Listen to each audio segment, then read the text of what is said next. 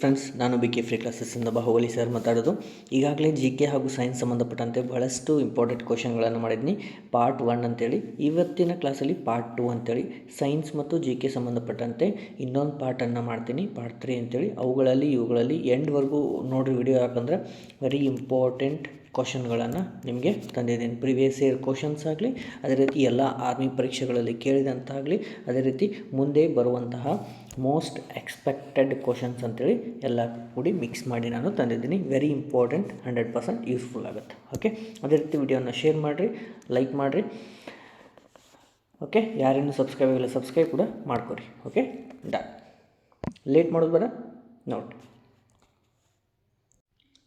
Okay, subscribe ಯಾರು ಮಾಡ್ಕೊರಿ. Next video upload ಆದಮೇಲೆ ನಿಮಗೆ ನೋಟಿಫಿಕೇಷನ್ ಬಂದೇ ಬರುತ್ತೆ. ನೆಕ್ಸ್ಟ್, ಈಗ ಲೇಟ್ ಮಾಡೋದು ಬೇಡ, ಆದಷ್ಟು ಬೇಗ ಕ್ವಶನನ್ನು ನೋಡ್ತಾ ಹೋಗೋಣ, ಬೇಗ ಮಾಡಿ ಮುಗಿಸ್ಕೋಣ. ಓಕೆ, ಗೇಟ್ವೇ ಆಫ್ ಇಂಡಿಯಾ ಇದು ಎಲ್ಲಿ ನೆಲೆಗೊಂಡಿದೆ ಅಂದ್ರೆ ಯಾವ ಒಂದು ಪ್ಲೇಸ್ನಲ್ಲಿ ಅದ ಅಂತ ಹೇಳ್ಯಾರ. ಆಪ್ಷನ್ ಕೊಟ್ಟಾರ ನೋಡ್ರಿ, ಕೋಲ್ಕತ್ತಾ, ಆಮೇಲೆ ದೆಹಲಿ, ಮುಂಬೈ ಮತ್ತು ಬೆಂಗಳೂರು. ಇದು ಚಿತ್ರ ನಿಮ್ಗೆ ಗೊತ್ತಾಗಲಿ ಅಂತೇಳಿ ಇಲ್ಲಿ ಕೊಟ್ಟೀನಿ. ಗೇಟ್ವೇ ಆಫ್ ಇಂಡಿಯಾ ಇದು ಎಲ್ಲಿರುವುದು ಅಂತಂದ್ರೆ ಮುಂಬೈ ಒಳಗದ. Option number C is right. Okay, done. Next, ಭಾರತಕ್ಕೆ ಸ್ವತಂತ್ರ ಬಂದ ವರ್ಷ ಯಾವುದು ಅಂತಂದ್ರೆ ಇಲ್ಲಿ ಆಪ್ಷನ್ಗಳ ಕೊಟ್ಟಾರ. 1947, 1946, 1945, 1950. ಇವುಗಳಲ್ಲಿ 1950 ಒಳಗೆ ಏನೇನಾಗೈತೆ ಅಂತೇಳಿ ನೀವು ಕಮೆಂಟ್ ಮುಖಾಂತರ ಹೇಳ್ರಿ. ಅದೇ ರೀತಿ ನಮ್ಮ answer 1947. Option number A is right. ಯಾವಾಗ ರೀ? 1947 August 15. Okay, done. Next, missile man of India, ಭಾರತದ ಕ್ಷಿಪಣಿ ಮನುಷ್ಯ ಅಂತೂ ಯಾರನ್ನು ಕರೀತಾರಂತಂದ್ರೆ ನಿಮ್ಗೆ ಈಗಾಗಲೇ ಇಲ್ಲಿ ಚಿತ್ರದ ಮುಖಾಂತರ ಹೇಳಿದ್ದೀನಿ. ಏನ್ರಿ? ಡಾಕ್ಟರ್ ಅಬ್ದುಲ್ ಕಲಾಂ ಅವರನ್ನು ಕರೀತಾರೆ. ಓಕೆ, ಡಾಕ್ಟರ್ ಅಬ್ದುಲ್ ಕಲಾಂ ಇವರು ಏನದ ರೀ, 11th ಪ್ರೆಸಿಡೆಂಟ್ ಆಗಿದ್ದರು. ಹೌದಾ? 11th ಪ್ರೆಸಿಡೆಂಟ್ ಆಗಿದ್ದರು.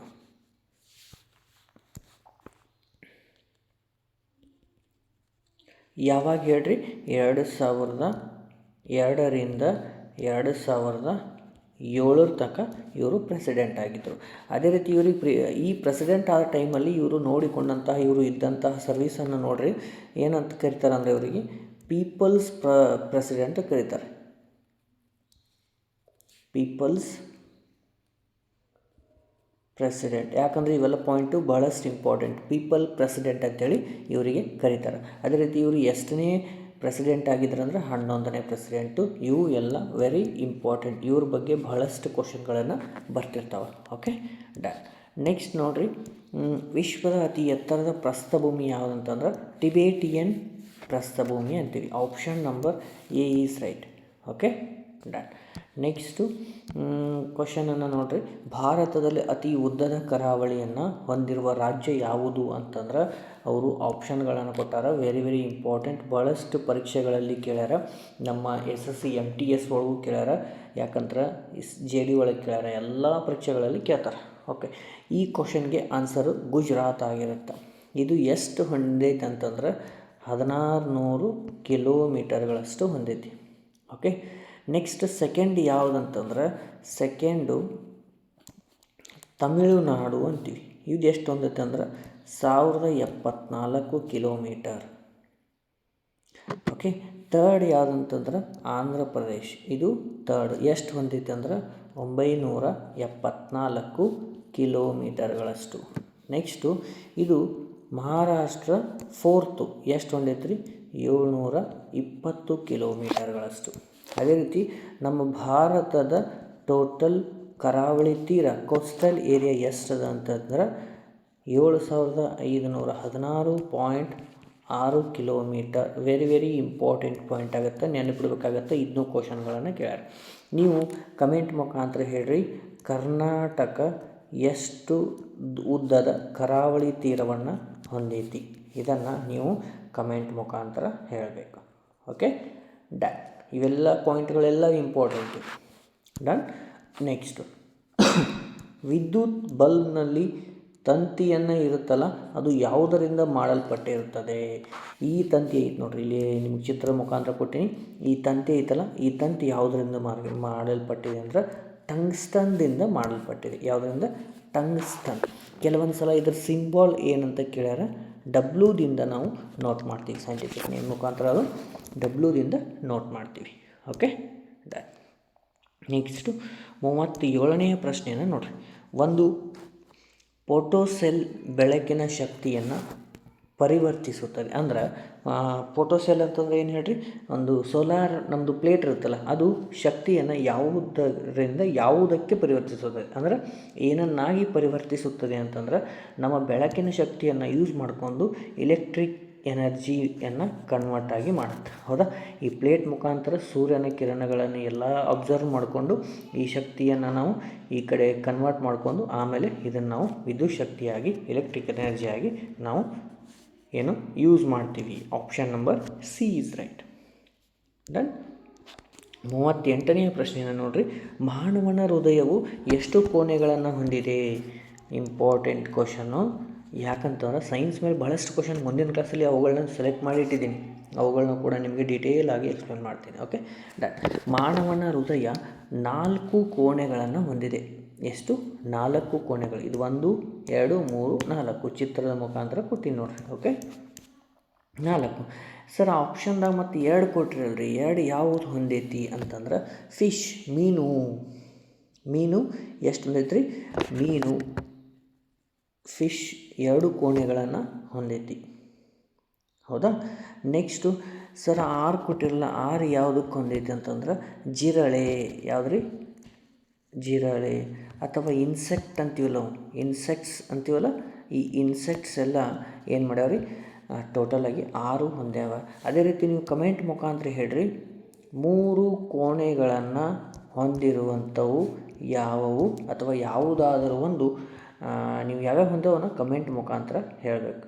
Okay, done. ಓಕೆ, ನೆಕ್ಸ್ಟು 39ನೆಯ ಪ್ರಶ್ನೆಯನ್ನು ನೋಡಿರಿ. ಜಗತ್ತಿನ ಅತಿ ದೊಡ್ಡ ಸಾಗರ ಯಾವುದು ಅಂತಂದ್ರೆ ಪೆಸಿಫಿಕ್ ಸಾಗರ, ಪೆಸಿಫಿಕ್ ಮಹಾಸಾಗರ ಅಂತೀವಿ. ಹೌದಾ, ಪೆಸಿಫಿಕ್ ಮಹಾಸಾಗರ ಅಂತೀವಿ. Okay, done. ನೆಕ್ಸ್ಟ್ ಕ್ವಶನನ್ನು ನೋಡಿರಿ. ಭಾರತದ ಏಕತಾ ಪ್ರತಿಮೆ ವಿಶ್ವದ ಅತಿ ಎತ್ತರದ ಪ್ರತಿಮೆಯಾಗಿದೆ. ಅಂದರೆ ಯಾವ ಪ್ರತಿಮೆ ಅದು ಅಂತೀವಿ? ಸ್ಟ್ಯಾಚ್ಯೂ ಆಫ್ ಯೂನಿಟಿ ಅಂತೀವಿ. ಅದಕ್ಕೆ ಏನಂತೀರಿ? ಏಕತಾ ಪ್ರತಿಮೆ ಅಂತ ಕರಿತೀವಿ. ಇದು ಇಂಪಾರ್ಟೆಂಟ್, ಕೇಳ್ಯಾರ ಆಲ್ರೆಡಿ. ಏನಂತ ಕರೀತಾರ ಅಂತಂದ್ರೆ ಏಕತಾ ಪ್ರತಿಮೆ ಅಂತೇಳಿ ಕರೀತಾರೆ. ಅದು ಎಲ್ಲಿ ಅದ ಅಥವಾ ಯಾರ ಒಂದು ಪ್ರತಿಮೆ ಅಂತಂದ್ರೆ ಅದು ನಮ್ಮ ಸರ್ದಾರ್ ವಲ್ಲಭಾಯಿ ಪಟೇಲ್ ಅವ್ರದ್ದು. ಓಕೆ, ಇವ್ರಿಗೆ ಏನಂತಾರೆ ರೀ? Iron man of India, iron man of India ಅಂತಾರೆ. ಓಕೆ, ನೆಕ್ಸ್ಟು ಇದು ಎಷ್ಟು ಹೈಟ್ ಅದ ಅಂತಂದ್ರೆ ಇದ್ರದ್ದು ಹೈಟು ಏಕತಾ ಪ್ರತಿಮೆದ ಹೈಟ್ ಎಷ್ಟು ಅಂದ್ರೆ 182 ಮೀಟರ್ಗಳಷ್ಟು ಹೈಟನ್ನು ಹೊಂದಿದೆ. ಗೊತ್ತಾಯಿತು. ಅದು ಮತ್ತು ಎಲ್ಲಿ ಅದ ರೀ? ಇಷ್ಟೆಲ್ಲ ಹೇಳಿ ಸರ ಎಲ್ಲಿ ಅದ ಅಂತಂದ್ರೆ ಗುಜರಾತ್ ಒಳಗದ. ಇವೆಲ್ಲ ಏನೇನು ಪಾಯಿಂಟ್ ಅದಾವಲ್ಲ ಎಲ್ಲವೂ ಕೂಡ ನಿಮಗೆ ಕ್ವಶನ್ ಆಗಿ ನಿಮಗೆ ಎಕ್ಸಾಮ್ಗೆ ಬಂದಿದ್ದಾವ. Okay, done. ನೆಕ್ಸ್ಟು 41ನೆಯ ಪ್ರಶ್ನೆಯನ್ನು ನೋಡಿ. ಸಂಧಿವಾತ ಒಂದು ಕಾಯಿಲೆಯಾಗಿದ್ದು ಇದು ಯಾರಿಗೆ ಅಥವಾ ಎದರ ಮೇಲೆ ಪರಿಣಾಮ ಬೀರುತ್ತದೆ ಅಂತಂದಾಗ ಸಂಧಿವಾತ ಅಂತಂದ್ರೆ ಶ್ವಾಸಕೋಶ ಬರೋದಿಲ್ಲ, ಹೃದಯ ಬರೋದಿಲ್ಲ, ಮೆದುಳು ಬರೋದಿಲ್ಲ. ಎಲುಬು ಅಂತ ಕೊಟ್ಟಾಗ ಕೆಲವೊಂದು ಸಲ ಏನಂತಾರೆ ರೀ, ಜಾಯಿಂಟ್ಸ್ ಅಂತೀವಲ್ಲ ನಾವು, ಈ ಜಾಯಿಂಟ್ ಅಂತೀವಲ್ಲ, ಜಾಯಿಂಟ್ಸ್ ಪೇನ್ ಬಂದತ್ರಿ ಅಂತಾರಲ್ಲ, ಅದಕ್ಕೆ ಜಾಯಿಂಟ್ಸ್ ಕೂಡ ಅಂತಾರೆ. ಗೊತ್ತಾಯ್ತಾ? Option number A is right. Next 42ನೆಯ ಪ್ರಶ್ನೆಯನ್ನು ನೋಡಿರಿ. ಕೆಂಪು ಮತ್ತು ಹಸಿರು ಬಣ್ಣಗಳನ್ನು ಬೆರೆಸಿದಾಗ ನೋಡಿರಿ ಯಾವ್ದಾವ್ದ್ರಿ? ಕೆಂಪು ಮತ್ತು ಯಾವುದ್ರಿ? ಮತ್ತೊಂದು ಯಾವುದು? ಹಸಿರು ಬಣ್ಣವನ್ನು ಬೆರೆಸಿದಾಗ ಇಲ್ಲಿ ಯಾವುದು ಬರ್ತತಿ ಅಂತ ಕೇಳಿದಾಗ ಯಾವ್ದು ಬರ್ತದೆ ರೀ? ಯೆಲ್ಲೋ ಕಲರ್ ಬರುತ್ತೆ. ಯಾವುದ್ರಿ? ಯೆಲ್ಲೋ ಕಲರ್ ಬರುತ್ತೆ, ಹಳದಿ ಬಣ್ಣ ಬರುತ್ತೆ. Option number B is right. Done. Okay, ಈ ಕಲರ್ಗಳ ಮಿಕ್ಸ್ ಮಾಡಿದ್ದು ಭಾಳಷ್ಟು ಸಲ ಕೇಳಿರ್ತಾರೆ, ಸೊ ಅದಕ್ಕೋಸ್ಕರ ಗೊತ್ತಿರಲಿ. ಡನ್. ನೆಕ್ಸ್ಟು 43ನೆಯ ಪ್ರಶ್ನೆ. ಮೊಟ್ಟೆಯ ಯಾವ ಭಾಗದಲ್ಲಿ ಕೊಲೆಸ್ಟ್ರಾಲ್ ಇರುತ್ತದೆ? ಕೊಲೆಸ್ಟ್ರಾಲ್ ಅಂತಂದ್ರೆ ಕೊಬ್ಬು ಅಂತೀವಲ್ಲ ನಾವು, ಅಲ್ಲಿ ಯಾವ ಭಾಗದಲ್ಲಿ ಅಂತಂದ್ರೆ ಎಲ್ಲೋ ಯಾಕಂತೀವಿ ನಾವು ಒಳಗೆ ನೋಡ್ರಿ. ಈಗ ಒಂದು ಎಗ್ ಅಂತಂದ್ರೆ ಎಗ್ ಈ ಸೇಫ್ದಾಗ ಐತೆ ತಿಳ್ಕೊರಿ. ಇದ್ರೊಳಗೆ ಹಳದಿ ಬಣ್ಣದ್ದು ಇರುತ್ತೆ, ಗೊತ್ತೈತೆ ರೀ, ಹಳದಿ ಬಣ್ಣದ್ದು ಇರುತ್ತಿಲ್ಲ ರೀ. ಹಾಂ, ಅಂದಾಗ ಈಗ ಅವ್ರೇನು ಕೇಳ್ತಾರೆ, ಇದಕ್ಕೆ ನಾವು ವೈಟ್ ಅಂತೀವಿ, ಇದಕ್ಕೆ ವೈಟ್ ಅಂತೀವಿ, ಇದಕ್ಕೆ ಯೋಕ್ ಅಂತೀವಿ. ಓಕೆ, ಯೋಕನ್ನು ಇದರಲ್ಲಿ ಹೆಚ್ಚು ನಮ್ದು ಎಲ್ಲಿರುತ್ತಪ್ಪ ಅಂತಂದರೆ ಅತಿ ಹೆಚ್ಚು ಇದು ಭಾಗದಲ್ಲಿ, ಹಳದಿ ಭಾಗದಲ್ಲಿ ನಮ್ಮದು ಏನಿರುತ್ತೆ ರೀ, ಕೊಬ್ಬು ಇರುತ್ತೆ. ಎಷ್ಟು ಕೊಲೆಸ್ಟ್ರಾಲ್ ಇರ್ತೈತೆ ರೀ ಅಂತ ನೀವು ಕೇಳಿದರೆ 185ರಿಂದ 200 ಮಿಲಿಗ್ರಾಮ್ವರೆಗೂ ಕೊಲೆಸ್ಟ್ರಾಲನ್ನು ಹೊಂದಿರುತ್ತೆ. Okay, done sir. ಮತ್ತು ಇದ್ರೊಳಗೆ ವಿಟಮಿನ್ಸ್ ಯಾವ್ಯಾವ ಇರ್ತಾವೆ ಅಂತಂದ್ರೆ ನೋಡಿರಿ, ವಿಟಮಿನ್ ಎ ಇರುತ್ತೆ, ವಿಟಮಿನ್ ಡಿ ಇರುತ್ತೆ, ವಿಟಮಿನ್ ಇ ಇರುತ್ತೆ, ವಿಟಮಿನ್ ಕೆ ಇರುತ್ತೆ. ಇವೆಲ್ಲವೂ ಕೂಡ ಈ ಭಾಗದಲ್ಲಿ ಇರ್ತಾವೆ. ಓಕೆ, ಎಗ್ ಅನ್ನ ತಿನ್ನೋದು ಬದಲಿ ಅದು ಕೊಲೆಸ್ಟ್ರಾಲ್ ಜಾಸ್ತಿ ಇರುತ್ತೆ ಅಂದರೆ ಒಬ್ಬೊಬ್ಬರಿಗೆ, ಕೆಲವೊಬ್ಬರಿಗೆ ಎಲ್ಲೂ ತಿಂತಿರಂಗಿಲ್ಲ, ಜಾಸ್ತಿ ಹೀಟ್ ಹಾಕಿರುತ್ತೆ. ಹೌದಾ, ಅದಕ್ಕೋಸ್ಕರ ಗೊತ್ತಾಯ್ತಾ. ಡನ್. 44ನೇ ಕ್ವಶನನ್ನು ನೋಡಿರಿ. ಯಾವ ಗ್ರಹವನ್ನು ಬೆಳಕಿನ ನಕ್ಷತ್ರ ಅಥವಾ ಸಂಜೆ ನಕ್ಷತ್ರ ಅಂತಾರೆ? ಸರ್ ಕ್ವಶನ್ ಆಪ್ಷನ್ ಹಾಕಿ ಇಂಗ್ಲೀಷ್ನಾಗ ಕೊಟ್ಟಿರಿ ಅಂತಂದ್ರೆ ಕೆಲವೊಂದು ಸಲ ಗೊತ್ತಿಲ್ಲ. ವೆನಸ್ ಅಂತೇಳಿ ನಿಮ್ಗೆ ಇಂಗ್ಲೀಷ್ನಾಗ ಕೊಟ್ಟಿರ್ತಾರೆ, ಅದನ್ನು ಕನ್ನಡದಾಗ ಮತ್ತು ವೆನಸ್ ಅಂತೇಳಿ ಬರೆದಿರ್ತಾರೆ. ಅದಕ್ಕೋಸ್ಕರ ಕನ್ನಡದಲ್ಲಿ ಇಂಗ್ಲೀಷಲ್ಲಿ ಎರಡೂ ನೀವು ಆದಷ್ಟು ಗೊತ್ತಿರಬೇಕು. ನಾವು ಯಾವ ನಕ್ಷತ್ರಕ್ಕೆ ಅಂತೀವಿ ರೀ? ಶುಕ್ರ ಗ್ರಹಕ್ಕೆ ಅಂತೀವಿ. ಏನು? ಸಂಜೆ ನಕ್ಷತ್ರ, ಬೆಳಕಿನ ನಕ್ಷತ್ರ ಅಂತೇಳಿ ಶುಕ್ರ ಅಂದರೆ ಇದಕ್ಕೆ ಇಂಗ್ಲೀಷ್ನಾಗ ವೆನಸ್ ಅಂತೀವಿ. Okay, done. ನೆಕ್ಸ್ಟು 45ನೆಯ ಪ್ರಶ್ನೆಯನ್ನು ನೋಡಿರಿ. ಭಾರತದ ಮೊದಲ ರಾಷ್ಟ್ರಪತಿಗಳು ಯಾರು ಅಂತಂದಾಗ ಭಾಳಷ್ಟು ಕನ್ಫ್ಯೂಷನ್ ಮಾಡ್ಕೊತಾರೆ ಭಾಳಷ್ಟು ಜನ. Very important. ಯಾರು? ಡಾಕ್ಟರ್ ರಾಜೇಂದ್ರ ಪ್ರಸಾದ್ ಅವರು. ಹೌದಾ, ಡಾಕ್ಟರ್ ರಾಜೇಂದ್ರ ಪ್ರಸಾದ್ ಅವರು ನಮ್ಮದು ಆಗಿದ್ದರು. ಅದೇ ರೀತಿ ನಮ್ಮ ಭಾರತದ ಮೊದಲ ಉಪರಾಷ್ಟ್ರಪತಿಗಳು ಯಾರು? ನೀವು ಕಮೆಂಟ್ ಮಾಡಬೇಕು. ಇವೆಲ್ಲ ಭಾಳಷ್ಟು ಇಂಪಾರ್ಟೆಂಟ್ ಆಗುತ್ತೆ. ಡನ್. ನೆಕ್ಸ್ಟು 46ನೆಯ ಪ್ರಶ್ನೆಯನ್ನು ನೋಡಿರಿ. ಮೀನು ಉತ್ಪಾದನೆಯನ್ನು ಹೇಗೆ ಕರೆಯುತ್ತಾರೆ? ನೋಡಿರಿ, ಮೀನಿನ ಉತ್ಪಾದನೆ ಮಾಡೋದಕ್ಕೆ ನಾವು ಏನಂತಾರೆ ಅಂದ್ರೆ ಪಿಸಿಕಲ್ಚರ್ ಅಂತೀವಿ. ಫಿಸಿಕಲ್ಚರ್ ಅಂದ್ರೆ ನಾವು ಫಿಶ್ ಪ್ರೊಡಕ್ಷನ್ ಅಂತೀವಿ. ಅದೇ ರೀತಿ ಎಪಿಕಲ್ಚರ್ ಅಂದರೆ ಏನು? ಕಮೆಂಟ್ ಮಾಡಿರಿ. ಎಕ್ವಾಕಲ್ಚರ್ ಅಂದರೆ ಏನು? ಕಮೆಂಟ್ ಮಾಡಿರಿ. ಕಮೆಂಟ್ ಮಾಡುವಾಗ ಎಕ್ವಾಕಲ್ಚರ್ ಅಂತ ಬರ್ರಿ, ಅದ್ರ ಮುಂದೆ ಕನ್ನಡದ ಅದಕ್ಕೆ ಯಾವ್ದು ಅಂತಾರೆ ಮಾಡಿರಿ. ಅಪಿಕಲ್ಚರ್ ಅಂದರೆ ಅದು ಬರೀರಿ. ಅದೇ ರೀತಿ ಸೀರಿಕಲ್ಚರ್ ಅಂದರೆ ಏನು? ಇದನ್ನು ನೀವು ಮೂರು ಸಪ್ರೇಟಾಗಿ ಬರೆದು ಅವುಗಳನ್ನ ಕಮೆಂಟ್ ಮುಖಾಂತರ ಹೇಳ್ರಿ. Okay, very important. ಇವೆಲ್ಲ ಕಲ್ಚರ್ಸ್ ಏನದಾವಲ್ಲ, ಪ್ರೊಡಕ್ಷನ್ ಸಿಸ್ಟಮ್ಸು ಭಾಳಷ್ಟು ಇಂಪಾರ್ಟೆಂಟು. Okay, done. ನೆಕ್ಸ್ಟು 47ನೆಯ ಪ್ರಶ್ನೆಯನ್ನು ನೋಡಿರಿ. ಯಾವ ಪ್ರಾಣಿಯ ಹಾಲಿನಲ್ಲಿ ಹೆಚ್ಚು ಕೊಬ್ಬಿನ ಅಂಶ ಇರುತ್ತದೆ ಅಂತಂದಾಗ ನೋಡಿ, ಜಾಸ್ತಿ ನಾವು ಬಳಸುವಂತಹ ಹಾಲು ಯಾವುದು ರೀ? ಜಾಸ್ತಿ ನಾವು ಬಳಸೋದು ಎಮ್ಮೆಯ ಹಾಲನ್ನು ಬಳಸ್ತೀವಿ, ಬಫೆಲೋ ಅಂತೀವಿ. ಓಕೆ, ಇದರಲ್ಲಿ ಜಾಸ್ತಿ ಪ್ರಮಾಣದಲ್ಲಿ ಕೊಬ್ಬಿನ ಅಂಶ ಇರುತ್ತೆ. ಎಷ್ಟಿರುತ್ತೆ ರೀ ಅಂತಂದ್ರೆ 6.5% ಟು 8% ತನಕ ನಮ್ದು ಕೊಬ್ಬಿನ ಅಂಶವನ್ನು ಅದು ಹೊಂದಿರುತ್ತೆ. ಸರ್, ಇವ್ರೊಳಗೆ ಕೊಬ್ಬಿನ ಅಂಶ ಇರುತ್ತಲ್ರಿ, ಈ ಆಕಳು, ಕುರಿ ಮತ್ತು ಇವಕ್ಕಿಂತನೂ ಇದರಲ್ಲಿ ಸ್ವಲ್ಪ ಜಾಸ್ತಿ ಇರುತ್ತೆ ಅಂಥೇಳಿ. Okay, done. ನೆಕ್ಸ್ಟ್ ಏನು ಕೇಳ ನೋಡಿ, ರಾಜ್ಯ ರಾಜಧಾನಿಗಳು ಗೊತ್ತಿರ್ಬೇಕಂತಾನೆ. ಗೋವಾದ ರಾಜಧಾನಿ ಯಾವುದು ಅಂತ ಕೇಳ್ಯಾರ. ಗೋವಾದ ರಾಜಧಾನಿ ಪಣಜಿ ಅಂತ ಹೇಳ್ತೀವಿ. Okay, done. ಗೋವಾ ಅಂದ ತಕ್ಷಣ ನೀವು ಬರೀ ಬೀಚು ಅದು ಇದು ಅಂತೇಳಿ ಎಲ್ಲ ಮಾಡ್ತೀರಿ, ಆದರೆ ಅಲ್ಲಿರುವಂತಹ ಮೇನ್ ಅಲ್ಲಿರುವಂತಹ ಒಂದು ರಾಷ್ಟ್ರೀಯ ನೋಡಿರಿ, ಕಮೆಂಟ್ ಮುಖಾಂತರ ಹೇಳ್ರಿ. ಈ ಗೋವಾದಲ್ಲಿ ಇರುವಂತಹ ರಾಷ್ಟ್ರೀಯ ಉದ್ಯಾನವನಗಳು ಎಷ್ಟು ಮತ್ತು ಯಾವುದಾದ್ರೂ ಕಮೆಂಟ್ ಮಾಡ್ರಿ, ಅವು ಯಾವ್ಯಾವುದು ಅಂತೇಳಿ. Okay, done. ಗೊತ್ತಾಯ್ತಾ? ನೆಕ್ಸ್ಟು 49ನೆಯ ಪ್ರಶ್ನೆಯನ್ನು ನೋಡಿರಿ. ಹಿಸ್ಟ್ರಿಗೆ ಸಂಬಂಧಪಟ್ಟದ್ದು. ತಾಜ್ ಮಹಲನ್ನು ಯಾವ ಮೊಘಲ್ ಚಕ್ರವರ್ತಿ ನಿರ್ಮಿಸಿದರು ಅಂತ ಕೇಳಿದಾರ. ಯಾರು ನಿರ್ಮಿಸಿದ್ರಿ? ತಾಜ್ ಮಹಲನ್ನು ಯಾರು ನಿರ್ಮಿಸಿದರು?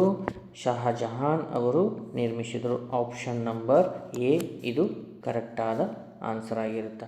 ಎಷ್ಟರೊಳಗೆ ಎಲ್ಲ ಫೈನಲ್ ಆಗಿದ್ದು 1653 ಒಳಗೆ ಕಂಪ್ಲೀಟ್ ಆಗೈತಿ. ಎಷ್ಟಾಗೈತೆ ರೀ? 1653 ಒಳಗೆ ಪೂರ್ತಿ ಕಂಪ್ಲೀಟ್ ಆಗೈತಿ. Okay, done.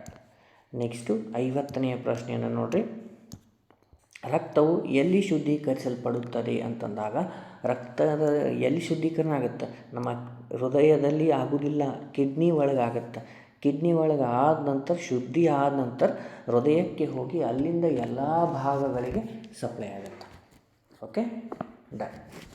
ಇದು ವೆರಿ ವೆರಿ ಇಂಪಾರ್ಟೆಂಟು. ನೆಕ್ಸ್ಟ್ ಕ್ವಶನನ್ನು ನೋಡಿರಿ. ಕೊನೆಯ ಮೊಘಲ್ ಚಕ್ರವರ್ತಿಗಳು ಯಾರಾಗಿದ್ದರು ಅಂತ ಕೇಳ್ತಾರೆ. ಮೊಘಲ ಚಕ್ರವರ್ತಿ ಕೊನೆಯದಾಗಿ ಬಹದ್ದೂರ್ ಶಾ 2 ಇವರು ಆಗಿದ್ದರು. ಇವರಿಗೆ ಇನ್ನೊಂದು ಹೆಸರು ಏನಂತ ಕರೀತಾರೆ ಅಂತಂದ್ರೆ ಬಹದ್ದೂರ್ ಶಾ ಜಾಫರ್ ಅಂತೇಳಿನೂ ಕರೀತಾರೆ. ವೆರಿ ಇಂಪಾರ್ಟೆಂಟ್, ಯಾವುದಾದ್ರೂ ಕೊಡ್ಬೋದು ಆಪ್ಷನ್. Okay, done. ನೆಕ್ಸ್ಟು 52ನೇ ಪ್ರಶ್ನೆಯನ್ನು ನೋಡಿರಿ. ವಾಹನವು ಕ್ರಮಿಸಿದ ದೂರವನ್ನು ಅಳೆಯಲು ಯಾವ ಸಾಧನವನ್ನು ಬಳಸುತ್ತಾರೆ ಅಂತಂದ್ರೆ ಓಡೋಮೀಟರನ್ನು ಯೂಸ್ ಮಾಡ್ತಾರೆ. ಇಲ್ಲಿ ಚಿತ್ರದ ಮುಖಾಂತರ ನಿಮಗೆ ಕೊಟ್ಟಿದ್ದೀವಿ. ನಿಮ್ಮ ಬೈಕ್ಗಳಲ್ಲಿ, ಕಾರ್ಗಳಲ್ಲಿ, ವೆಹಿಕಲ್ಸ್ಗಳಲ್ಲಿ ಇರುತ್ತೆ.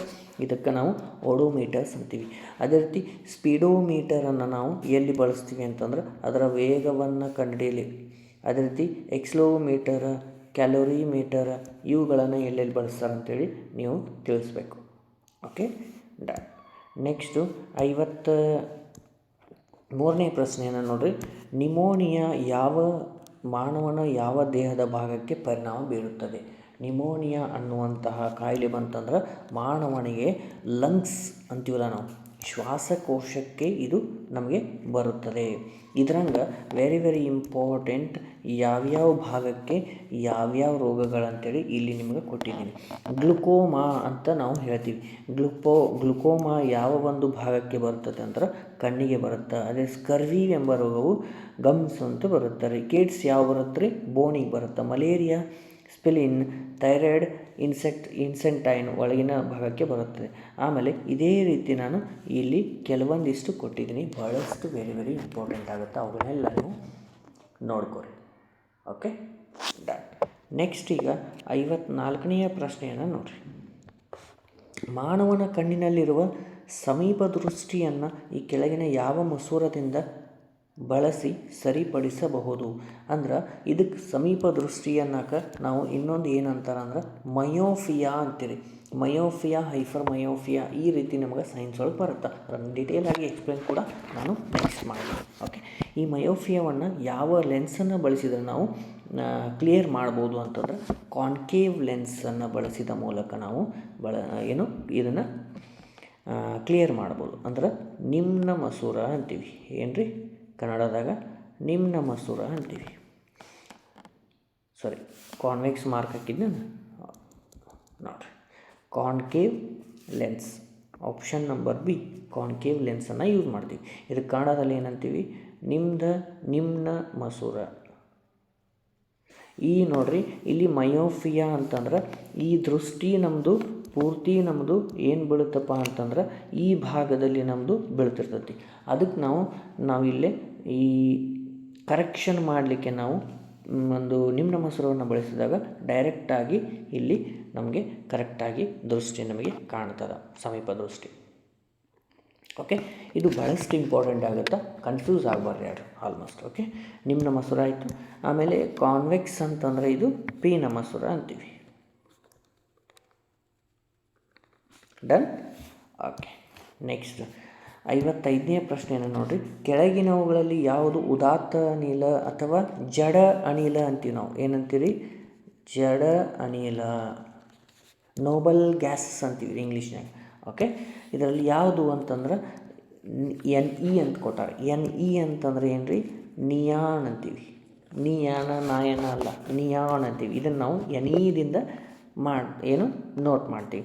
ಇಲ್ಲಿ ನಮಗೆ ಯಾವ್ಯಾವ ಅದಾವಪ್ಪ ಅಂತಂದ್ರೆ ನಿಮಗೆ ನೋಬಲ್ ಗ್ಯಾಸಸ್ ಇಲ್ಲಿ ಕೊಟ್ಟಿದ್ದೀನಿ. Helium, neon, argon, krypton, xenon, radon. ಆದ್ರೆ ನಮಗೆ ಇವು 6 ಮೇನ್ ಇದು ಕೂಡ ಯೂಸ್ ಮಾಡ್ತಾರೆ. ಆದರೆ ಇದನ್ನು ನಾವು ಕನ್ಸಿಡರ್ ಜಾಸ್ತಿ ಮಾಡೋಂಗಿಲ್ಲ. ಗೊತ್ತಾಯ್ತಾ? ನೋಬಲ್ ಗ್ಯಾಸಸ್ ಅಂದಾಗ ನಾವು ಯಾವ್ಯಾವ ಇದಕ್ಕೆ ನಾವು ಏನಂತ ಮಾಡ್ತೀವಿ, ಹೀಲಿಯಮ್ಗೆ HE ನೋಟ್ ಮಾಡ್ತೀವಿ. ಅದೇ ರೀತಿ ನಿಯಾನ್ಗೆ NE ನೋಟ್ ಮಾಡ್ತೀವಿ. ಅದೇ ರೀತಿ ಆರ್ಗಾನ್ಗೆ AR ಅಂತೇಳಿ ನೋಟ್ ಮಾಡ್ತೀವಿ. ಯಾಕಂದರೆ ಕೆಲವೊಂದು ಸಲ ಅವುಗಳ ಹೆಸರನ್ನು ಬಳಸೋಕ್ಕಿಂತಲೂ ನಾವು ಏನು ಮಾಡ್ತಾರೆ, ಸಿಂಬಾಲನ್ನು ಬಳಸ್ತಾರೆ. ಕ್ರಿಪ್ಟಾನನ್ನು KR ಅಂತೇಳಿ ಬರೀತಾರೆ. ನೆಕ್ಸ್ಟು ಕ್ಸೆನಾನನ್ನು XE ಅಂತೇಳಿ ಬರೀತಾರೆ. ರೆಡಾನನ್ನು RA ಅಂತೇಳಿ ಬರೀತಾರೆ. ಸೊ ಇವುಗಳ ಬಗ್ಗೆ ಭಾಳಷ್ಟು ಇಂಪಾರ್ಟೆಂಟ್ ಆಗುತ್ತೆ, ಇವುಗಳನ್ನ ನೀವು ನೆನ್ಪಿಡಬೇಕಾಗುತ್ತೆ. ಓಕೆ, ಅದೇ ರೀತಿ ಎಲೆಕ್ಟ್ರಾನ್ ಕಾನ್ಫಿಗರೇಷನ್ ನಾನು ಇಲ್ಲಿ ಕೊಟ್ಟಿದ್ದೀನಿ, ಇವುಗಳನ್ನ ಕೂಡ ಕೇಳುವಂತಹ ಚಾನ್ಸಸ್ ಇರುತ್ತೆ. Okay, done. ಇವತ್ತಿನ ಕ್ಲಾಸಲ್ಲಿ ನಾನು ಒಂದು 15 to 25 ಕ್ವಶನ್ಸನ್ನು ನಾನು ಮುಗಿಸಿದ್ದೀನಿ. ಇವುಗಳಲ್ಲಿ GK ಬಂತು, ಅದೇ ರೀತಿ ಸೈನ್ಸ್ ಕೂಡ ಬಂತು. ನೆಕ್ಸ್ಟ್ ನಾನು ಸೈನ್ಸ್ ಭಾಳಷ್ಟು ಜನ ಕೇಳತ್ತಿದ್ರಿ, ಅದೇ ರೀತಿ ನೆಕ್ಸ್ಟ್ ಕ್ಲಾಸಲ್ಲಿ ನಾನು ಅದು ಮಾಡ್ತೀನಿ. ಕರೆಂಟ್ ಅಫೇರ್ಸ್ ಕೂಡ ಭಾಳಷ್ಟು ಜನ ಕೇಳ್ತಾಯಿದ್ರಿ, ಅವುಗಳನ್ನ ನಾನು ರೆಡಿ ಮಾಡ್ತಾಯಿದ್ದೀನಿ. ಮಂತ್ಲಿ ಅದನ್ನ ನಾನು ಮಾಡ್ತೀನಿ. Okay, done. ಅದೇ ರೀತಿ ವಿಡಿಯೋನ ಶೇರ್ ಮಾಡಿರಿ, ಲೈಕ್ ಮಾಡಿರಿ. ಎಲ್ಲರಿಗೂ ಯಾರ್ಯಾರು ಪ್ರಿಪ್ರೇಷನ್ ಮಾಡ್ತಾಯಿದ್ರಲ್ಲ ಅವರಿಗೆಲ್ಲ ಇದನ್ನು ಯೂಸ್ಫುಲ್ ಆಗುವಂಗೆ ಕೊಡಿರಿ. ಓಕೆ, ಮತ್ತೆ ಮುಂದಿನ ಕ್ಲಾಸಲ್ಲಿ ಭೇಟಿ ಆಗ್ತೀನಿ. ಜೈ ಹಿಂದ್.